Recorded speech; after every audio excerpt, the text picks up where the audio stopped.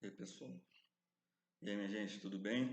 Turma, estamos aí de novo agora com a resistência de materiais, mecânica e resistência de materiais, unidade 2. Vamos falar sobre o conceito de tensão. Vamos ver vários tipos de tensão, o conceito, tensão normal, tensão de cisalhamento, tensão de esmagamento e tensão num plano oblíquo ao eixo. Primeiro, definição de tensões. Cargas externas podem retratar os carregamentos aplicados a uma estrutura ou peso próprio dessa mesma estrutura ou elemento em conjunto. Essas cargas podem ser de diversos formatos e esforços, podendo ser cargas concentradas ou distribuídas, porém qualquer uma delas pode ser classificada como uma força de superfície ou uma força de corpo. E barra prismática é uma peça com predomínio em seu condomínio, ou seja, o comprimento é maior do que as outras dimensões da peça. Quando a gente fala de força axial, é aquela no sentido do maior eixo da barra. Então vamos dar um exemplo aqui, tá? Aqui na figura A, vocês podem ver, a gente está tendo forças axiais, né? Forças do eixo principal da barra, sendo aplicadas nos sentidos opostos aqui, né? Quer dizer, na mesma direção em sentidos opostos, nessas extremidades. Então a gente tem duas situações. Sendo a primeira barra antes da aplicação, que é a barra que está aqui no meio, que está ali sozinha, sem as forças. E a segunda, a barra já depois da aplicação das forças, né? A barra depois da aplicação das forças, ela aumentou o comprimento dela. Ela teve uma deformação, ela teve um comprimento de L mais esse sigma, onde esse sigma é a variação do comprimento, que corresponde ao aumento do comprimento devido a essa carga aplicada. Após a barra estar carregada, consideraremos uma seção imaginária MN, que a gente tira como se fosse uma fatia, que nem está ali na figura também, e a gente vai fazer a seção dela, a seção transversal. A gente faz um corte transversal nessa barra, e isolaremos a porção da barra à esquerda da seção transversal como um corpo livre, ali que a gente está ali embaixo na figura. Tá? Considerando também o carregamento P aplicado na extremidade da barra, agindo como uma força distribuída sobre toda a tensão transversal. Então vamos imaginar que essa força P está sendo aplicada igualmente na mesma seção transversal. Então, a força que está distribuída na área da seção transversal é chamada de tensão e é denotada pela letra grega sigma. Assumindo que as tensões são uniformemente distribuídas sobre a seção transversal, a gente vai dizer que a fórmula de tensão é a carga aplicada, né, uma força aplicada, dividido pela área da seção transversal. Tá? Quando a barra é esticada pelo carregamento aplicado, a gente diz que é tensão de tração e tem indicação de sinal positivo. Quando ela é apertada, quando ela é comprimida, tensão de compressão tem sinal negativo. Lembre-se sempre de observar o sentido do carregamento em relação à barra. No final, chamam de tensão normal quando o carregamento é perpendicular à seção transversal, a uma seção de corte. Ele é perpendicular à seção de corte. Falando de forças axiais e tensões normais. Eu coloquei ali uma barra que está sendo puxada por duas forças, FBC e F'BC. Elas atuam na barra fazendo uma força axial no eixo da barra. Se realizar um corte também transversal, para determinar as forças internas das tensões, a gente vai verificar que as forças aplicadas ficam perpendiculares à seção transversal. Se você tirar a fatia, ela fica perpendicular. Então, a determinação de tensão normal é aquela que a gente já tinha falado, sigma igual a P dividido por A. Então, mas só que na força P, a gente está considerando como se cada ponto da seção transversal tivesse uma força P igual, né? Ela é distribuída. Então, a gente pode considerar que ao longo dessa seção, a tensão vai ser o limite quando a tensão, a variação do ar, né? Cada pontinho de ar, cada derivada da área da seção transversal, a força vai ser cada pontinho da força por cada um pontinho, dividido por cada um pontinho daquela área da seção transversal.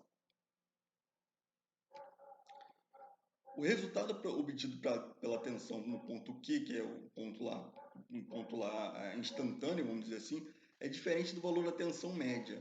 Dessa forma, notamos que a tensão varia ao longo da seção transversal. No cotidiano, consideraremos que a distribuição das tensões é uniforme em uma barra carregada axialmente, com exceção das seções das vizinhanças do ponto do carregamento. Então, a tensão normal, a tensão vai ser igual à tensão média, isso no dia a dia, tá?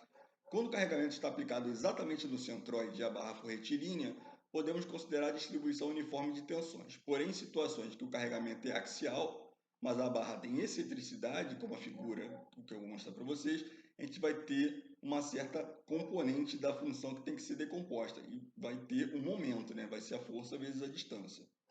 E aqui, por exemplo, né? Ela não está aplicada no centroide, então você vai ter que aplicar um momento nessa força para poder representar a tensão, no caso aqui, a tensão de compressão, mas podia ser a tensão de tração também. Tensão de cisalhamento está aqui, ó. A diferença entre as duas tensões, a normal e de cisalhamento, é que a carga de aplicação não é mais no sentido axial, ele é agora no sentido normal, né? É transversal à barra, conhecido como força cortante, uma força P ali que está cortando a barra AB. Com a força cortante aplicada, essa força P, se a gente divide pela área da seção transversal, a gente determina essa tensão média de cisalhamento, força dividido pela área. A tensão média não pode ser considerada como uma distribuição de tensões na seção transversal, da mesma forma que se é considerada em tensões normais. A tensão é inversamente proporcional à área. Então, se a gente aumenta a área, a tensão de cisalhamento é menor. Quer dizer, então, se você tem a mesma força com áreas diferentes, então você vai ter a tensão de cisalhamento menor. Isso explica por que um pino tão pequeno colocado em uma dobradiça suporta o peso de uma porta. Isso é porque a quantidade de área para suportar o esforço, chamada a quantidade de área, que é bem maior que é para suportar o esforço, determinada área de corte.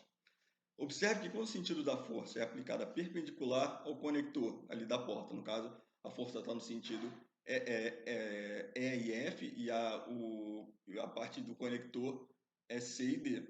Então o local está propício para ser cisalhado. Isso é muito comum em casos de pinos de engate de barra. Caso haja duas áreas de corte, a tensão de cisalhamento vai ser a força dividido por 2 vezes a área. Se forem 4, a tensão dividido por 4 vezes a área e por aí vai. Falando de deformação ou distorção, deformação específica ou distorção, a variação do ângulo reto de um elemento inicialmente retangular se chama distorção. Ela é expressa em radianos e designada pela letra gama, como está dito ali na figura, né? A tensão média de cisalhamento também deve atender às condições da lei de Hooke para materiais dúcteis, né? Faz aquela deformação ali da mola lá, né? Então podemos expressar que a tensão pode ser determinada pela equação. A tensão média vai ser G vezes essa deformação gama, sendo que a tensão média vai ser a tensão de cisalhamento, esse G vai ser o módulo de elasticidade, como eu falei, a lei de Hooke, né, a lei que causa a transformação, você vai fazer uma força, ele vai dobrar, né, a superfície vai dobrar, e é o módulo de elasticidade transversal de cada material, cada um tem a sua, e o gama é a distorção que aconteceu. Falando agora de tensão de esmagamento também a carga aplicada, a carga P, né, a força P, dividido pela área, que é a espessura da chapa, vezes o diâmetro do furo. É um esmagamento, por exemplo, de um prego sobre uma madeira. E tensões em plano oblíquo, basicamente a gente tem que decompor essas forças no eixo X e no eixo Y. As forças axiais e forças transversais causam ao mesmo tempo tensões normais e tensões de cisalhamento em planos que não são perpendiculares ao eixo da peça ou ao conector. Esse plano comentado é conhecido como plano oblíquo. Então, quer dizer, a cada plano oblíquo desse, você vai ter um ângulo que ele vai formar, um plano, você vai ter um corte na seção ali, ó, de A para B você teve um corte, e a força aplicada nesse corte não vai ser igual à força que é igual a quando era antes do corte, né? Você vai ter que decompor isso no ângulo θ, que é o ângulo oblíquo que formou em relação à figura inicial, e decompor essas forças, né, em função cosseno de θ e seno de θ, a gente vai conseguir achar as tensões tanto normais como tensão de cisalhamento. Tem até aí as fórmulas aí já indicadas para descobrir isso. Com essas equações, podemos estudar um pouco mais sobre os valores máximos e mínimos das tensões para seção. Então, se θ for igual a zero, a tensão normal é máxima, quer dizer, o corte não vai ter nenhum corte, né? O ângulo é zero, a tensão normal é máxima. Agora, se o corte for ortogonal, com θ igual a 90 graus, a tensão normal é mínima.